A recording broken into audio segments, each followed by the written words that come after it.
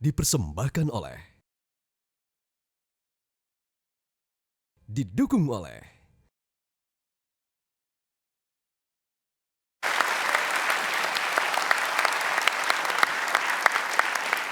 Anda masih di Mata Najwa Berebut Jakarta. Mas Hanta Yuda, Direktur Poltreking. Saya ingin Anda memberikan prediksi apa yang akan terjadi di Jakarta. Ini kita bicara malam ini partai politik begitu ya, bicara konstelasi, bicara siapa yang akan muncul. Prediksi Anda, akan ada berapa calon dan siapa saja? Ya, pertama saya membaca pola ya, skenario. Kemungkinan kalau misalnya PD Perjuangan bergabung ke Ahok, itu ada kemungkinan head to head. Hanya ada dua pasangan, itu sangat mungkin. Tinggal siapa pasangan Sandiaga Uno. Kecil kemungkinan dan dengan Tri Risma hari ini. Yang kedua, nah PDIP ini menjadi galaunya PDIP ini menjadi penentu, beda dengan partai lain. Kalau Nasdem sudah jelas terasosiasi kuat dengan Pak Ahok, kalau Golkar juga sudah manuver terakhirnya ke Ahok, kemudian PKS yang penting bukan Ahok, tapi lebih penting adalah menyiapkan siapa lawan Ahok yang kuat. Kalau Gerindra sudah jelas. Nah, PDIP. Yang kedua adalah kalau PDIP bergabung dengan Sandiaga Uno, kemungkinan masih ada dua. Satu, tetap dua, head to head ada dua, yaitu Ahok dengan siapa pasangannya. Yang kedua ada pasangan, kemungkinan misalnya Tri Risma hari ini dengan Sandiaga Uno. Yang ketiga, peluang yang ketiga, di antara yang peluang dua itu bisa juga porosnya menjadi tiga. Ternyata komunikasi politik antara PD Perjuangan gagal dengan Gerindra, maka PDIP mengusung poros sendiri. Atau ada poros lain yang dimunculkan dari Demokrat.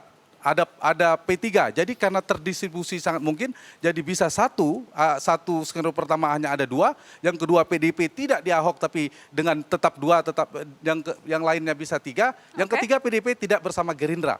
Itu kemungkinannya. Dan siapa kingmakernya, Mas Hanta? Siapa yang akan menjadi penentu dari berbagai konstelasi ini? Yang menentu konstelasi jujur saya katakan adalah PDI Perjuangan. Tetapi PD Perjuangan di saat yang sama dengan data Nanas tampilkan tadi juga meninggikan posisi tawar Ahok. PD Perjuangan juga butuh Ahok karena irisan konstituennya karena kepentingan Pileg di 2019 membutuhkan harus dukung Ahok. Secara ideologis, secara elektoralis juga begitu karena realistis kekuatan Ahok sekarang realnya besar. Nah, tetapi Jakarta ini beda.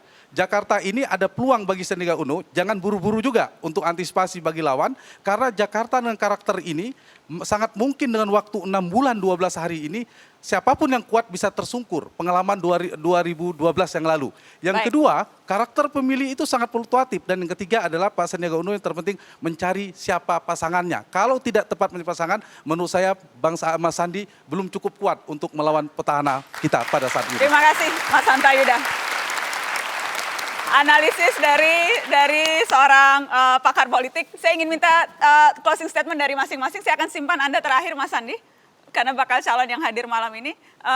Mbak Irma, apa yang akan terjadi ke depan? Masih akan seru pertarungan? Seru Baik. sekali. Dan kita tetap berharap bahwa Ahok akan tetap memimpin DKI karena dari yang sudah dilakukan oleh Ahok, kinerja Ahok sudah memperlihatkan banyak sekali prestasi dan kinerjanya sudah 69% ya dipilih oleh masyarakat. Masyarakat masih tetap akan memilih Ahok. Dari Golkar? Kalau dari Golkar kita konsisten sejak awal. Golkar memang mendukung Ahok menjadi calon gubernur itu tanpa mahar dengan satu syarat yaitu meminta Ahok untuk membenahi Jakarta lebih baik lagi. Kita kasih kesempatan waktu lagi. Baik. Dan kalau di kami nggak ada petugas partai, Pak, yang ada mitra.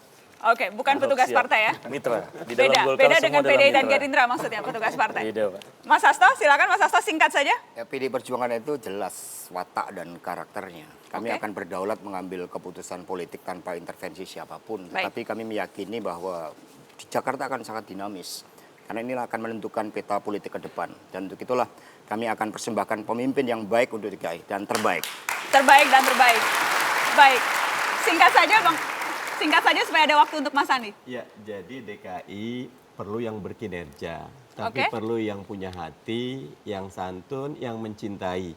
Termasuk mencintai yang rakyat kecil. Kita melihat itu ada di Sandi dan nanti temannya Sandi insya Allah. Bagaimana Mas Andi?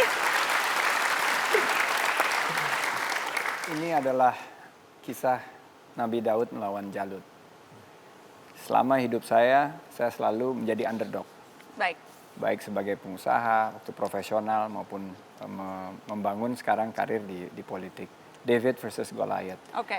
Saya melihat semua tidak ada yang menganggap perjuangan ini punya kans termasuk Mas Hanta. Oke. Tapi saya akan buktikan akhir dari cerita Daud versus Jalut atau David versus Goliath kita udah tahu semuanya. Oke. Bahwa apa yang Kita akan lihat. yang tidak pernah dianggap, tidak pernah diperhitungkan, insya Allah Jakarta akan memilih pemimpin baru 15 Februari 2017.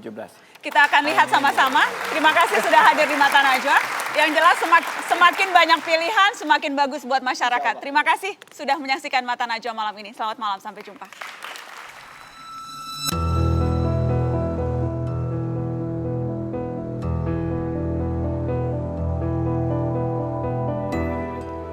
Tahapan Pilkada Jakarta bergulir cepat, keramaian mengerucut soal siapa kandidat. Susunan petarung belum sepenuhnya tersedia. Calon perorangan sampai saat ini belum jelas siapa. Partai menjadi pusat gravitasi politik. Penetapannya lamban menghasilkan calon definitif. Koalisi parpol pendukung tak bisa dielakkan. Kegamangan terjadi karena tuntutan kemenangan. Kesempatan publik menimbang-nimbang jadi semakin sempit karena penjaringan yang begitu lama disandera proses politik. Semakin beragam calon yang bisa dimunculkan, semakin kaya publik menentukan pilihan. Karena Jakarta terlalu berwarna untuk menghasilkan calon yang sedikit, dan politik terlalu penting jika hanya diserahkan pada kaum elit.